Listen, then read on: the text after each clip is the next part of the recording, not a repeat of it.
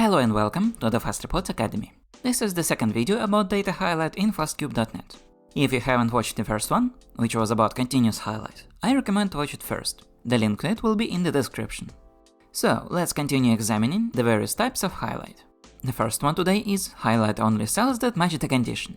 The highlight type consists of an expression and a style. An example of the expression can be seen here. The cells that are highlighted should have a value between 100,000 and 999,000. We can replace between with other conditions, for example beyond, which will inverse the results. Or one of the single value conditions like not equal or greater. Alternatively, the expression can be constructed with these elements. If the cell has a text value, we can check if it, for example, contains a substring or starts with it. If there's a date-time value, we can check for the same range conditions as for numeric values. And finally, we can check if the cell is empty or not. Let's look at the style now. The cell's fill can be set to a solid color or a variety of gradients with customizable colors. And you can change the font and all of its settings. Next, we have the top highlight. This measure demonstrates both modes of this highlight.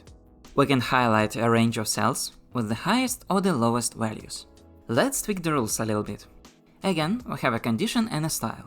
We can switch the range to the least or the most. And we can also set the number of cells to be highlighted or the percentage of them.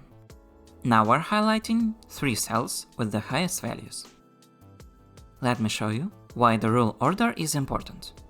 I will set the second rule to highlight a single highest value cell.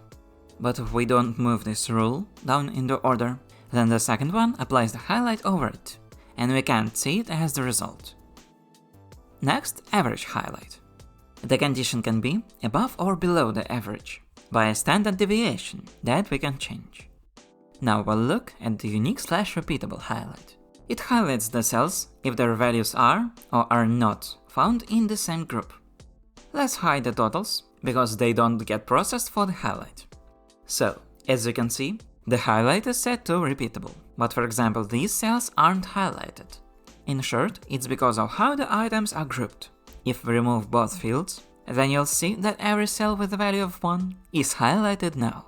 And the last type is the expression highlight. You can write a custom expression that uses a variety of functions, including the C# methods. Here demonstrated the substring comparison and a simple range. But the freedom of the custom expression allows you to compose much more complicated highlight rules if you require them. This was today's lesson on FastCube. If you have any questions or suggestions, leave them in the comments. And be sure to check out other videos on the channel. We have videos about FastCube and FastReport.NET, and links to them are in the description.